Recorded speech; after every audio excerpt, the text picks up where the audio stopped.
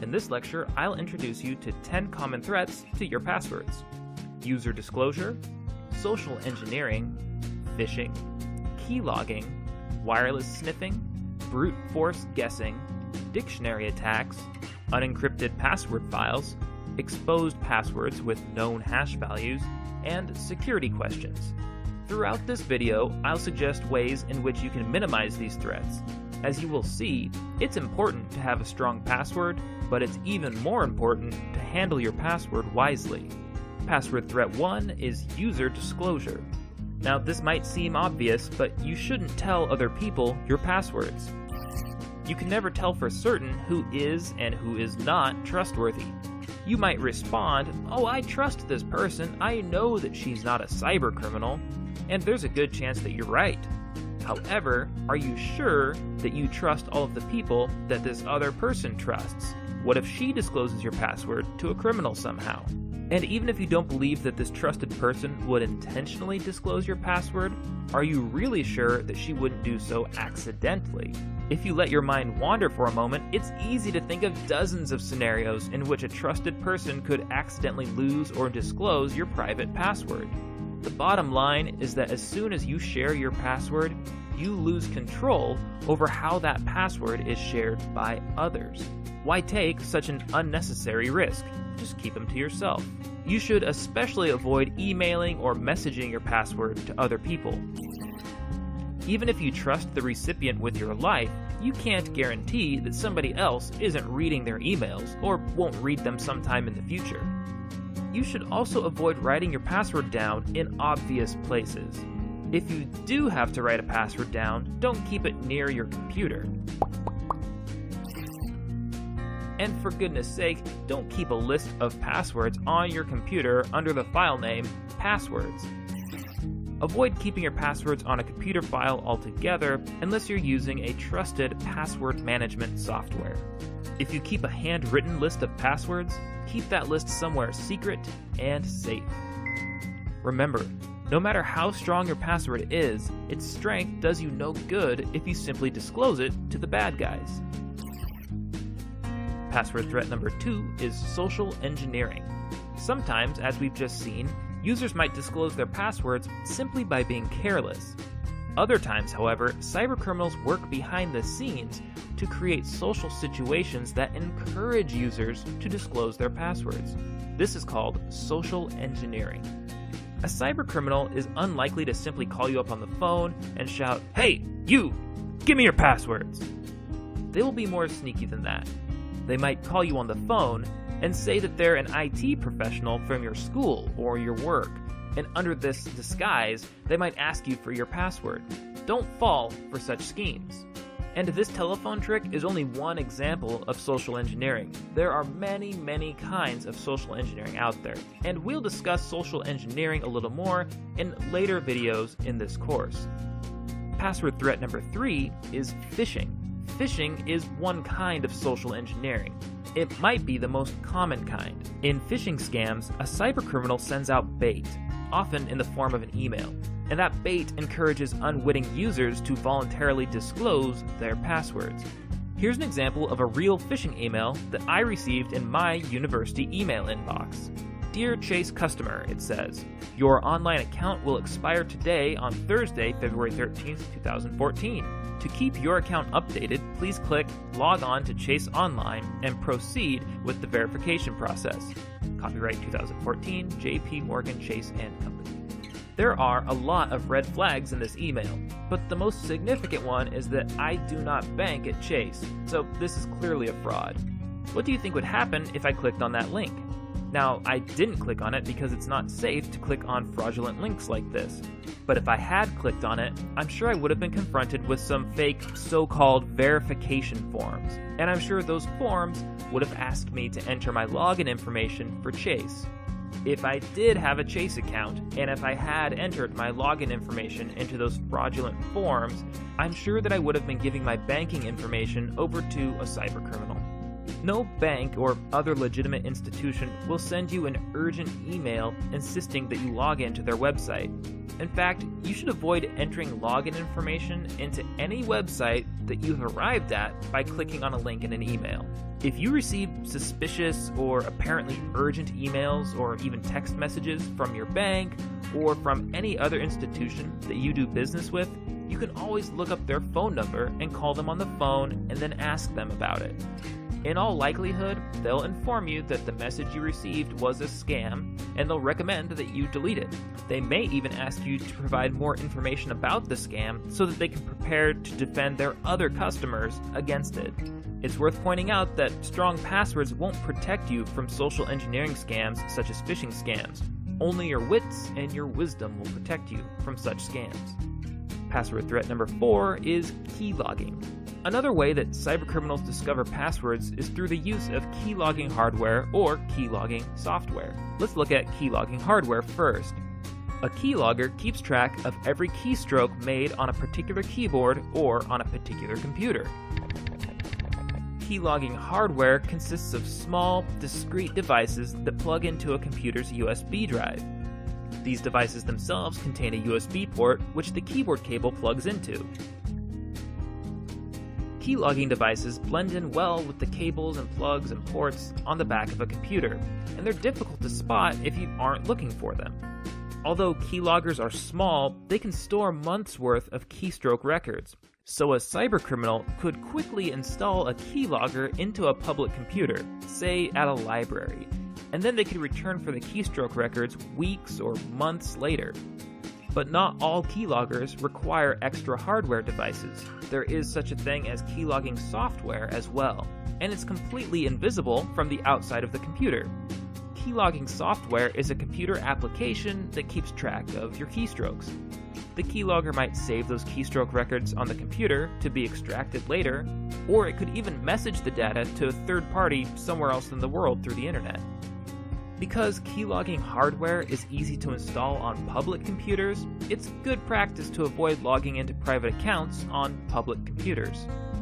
But for your own private devices, keylogging software is probably the greater threat. You can avoid keylogging software by only visiting websites that you trust so as to avoid unintentionally downloading the keylogging software. Of course, you should also only install software on your computer if you know and trust the source of that software.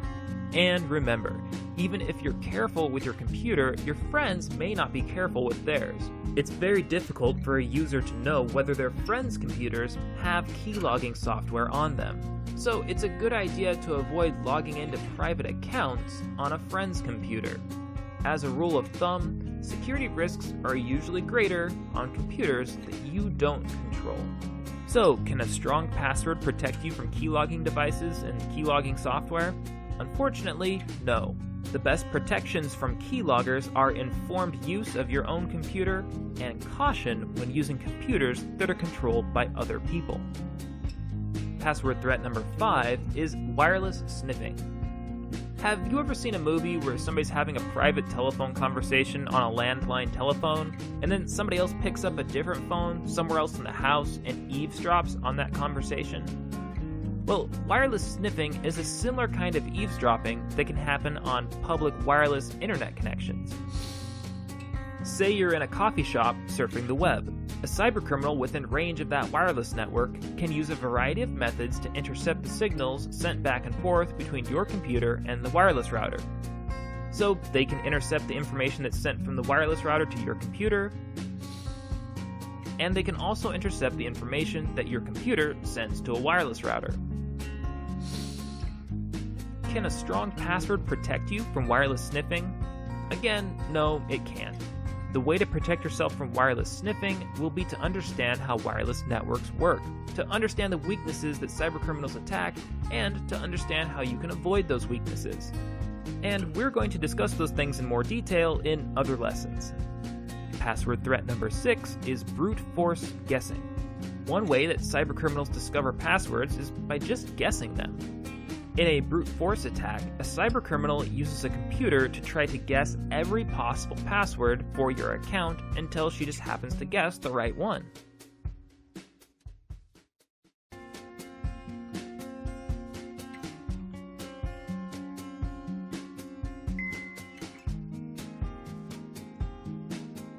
Can a strong password protect you from brute force guessing? Yes, it can. Short passwords take much less time to crack by these methods than long, strong passwords do.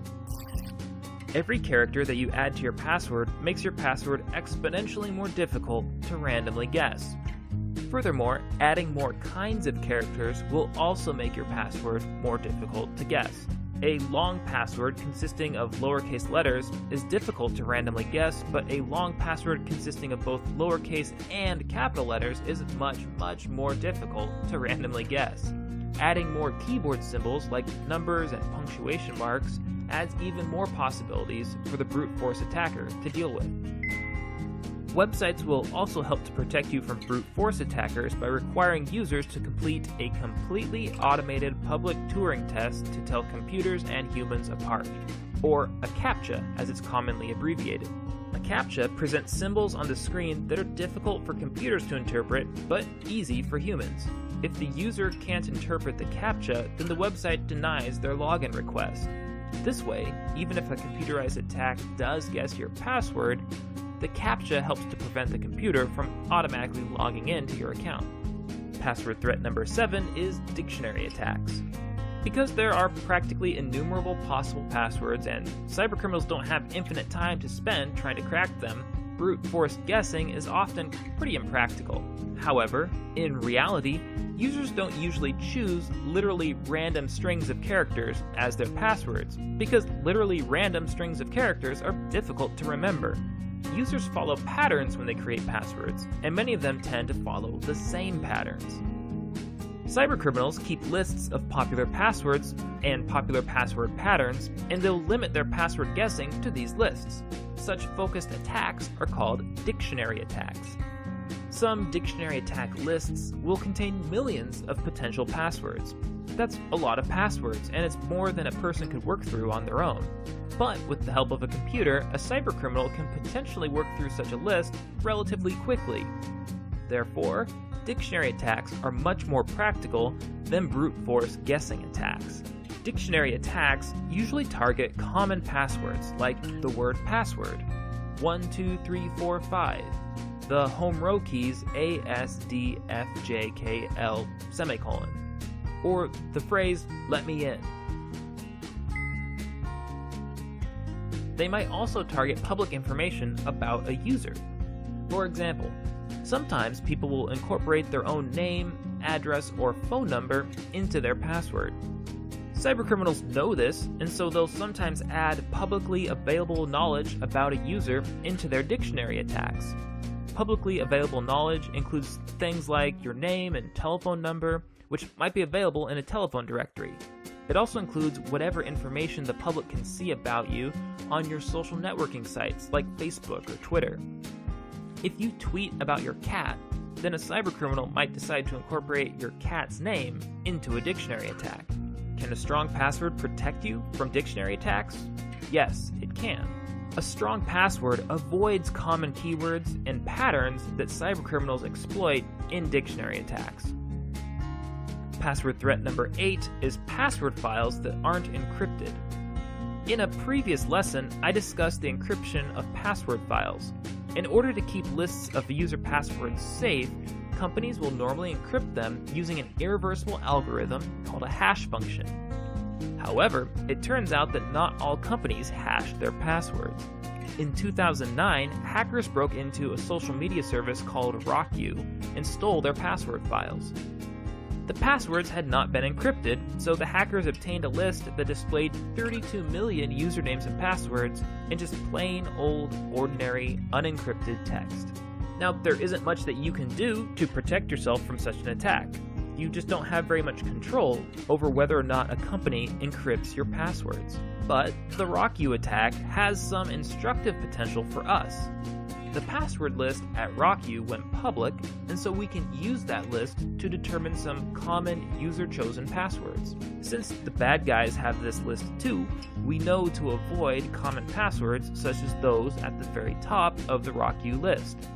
It's worth noticing that the top 3 passwords at RockYou were 123456, 12345, and 123456789. A strong password won't protect your password from being stolen off of a company server. However, these attacks at least help us to understand which passwords we should avoid in the first place. Password security threat number 9 is exposed passwords with known hash values. Sometimes, cybercriminals will steal a list of encrypted password files even though they don't have the means to break the encryption. So how is this useful to them? Well, it turns out that cybercriminals can often get access to the same algorithms that the good guys use to encrypt passwords. So there really isn't anything to stop a cybercriminal from taking a known password, running it through the algorithm, and seeing what value it spits out. Here, we can see that the word password gets converted into a long string of numbers and letters starting with 5F4. It's possible, and relatively easy, for cybercriminals to obtain long lists of common passwords and then to determine the hash values for all of them. Now, if a cybercriminal steals a company's list of encrypted passwords, they can search the encrypted passwords for hash values that match the list that they've made themselves. In this example, the username Gadget has an encrypted password that matches the encrypted value that was obtained by encrypting the word password. So that means that Gadget's password must also be the word password. So if hackers steal a list of encrypted passwords from a company that you do business with, they can sometimes figure out your password. They'll compare the stolen encrypted passwords to passwords that they have encrypted for themselves. However, a strong password will help to protect you from this kind of attack. The stronger your password is, the less likely it is to appear on a list of passwords that cybercriminals have encrypted for themselves. Password threat number 10 is security questions. What happens if you forget your own password? Many online businesses offer a password retrieval service so that losing your password doesn't necessarily mean that you'll lose your account altogether. Many password retrieval systems rely on security questions. To retrieve your password, you must answer a supposedly secret question correctly. If you get the question right, the service will email you your password, or perhaps email you a link to a password reset service.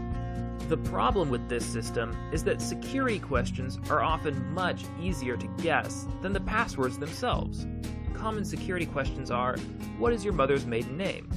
Who was your childhood best friend? And what is your favorite pet's name? Sometimes it's really easy to obtain the answers to those questions. The answers might be posted on somebody's Facebook page, or maybe they'll be revealed in a tweet or an Instagram photo.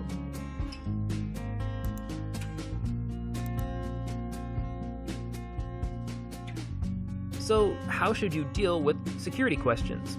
One good practice is to simply lie.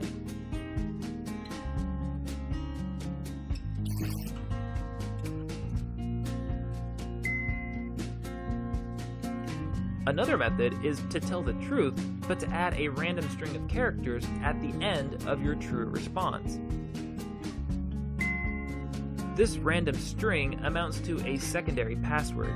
Even if a hacker knows the answer to your security question, she'll have a hard time guessing this secondary password. Most companies' password retrieval systems will lock out the user after a few failed attempts to answer the security question. Whether you choose to lie or to use the truth plus a secondary password, the hacker is unlikely to guess your security response in just a few guesses. They'll probably get locked out. Whichever solution you choose, one difficulty will remain. How should you go about remembering your response to the security question? If you can forget your password, then surely you can forget your response to the security question too, especially if it's a lie or involves a second password. In a future lecture, I'll share some recommendations for password management. Many of these recommendations will apply equally well to security questions as they do to passwords.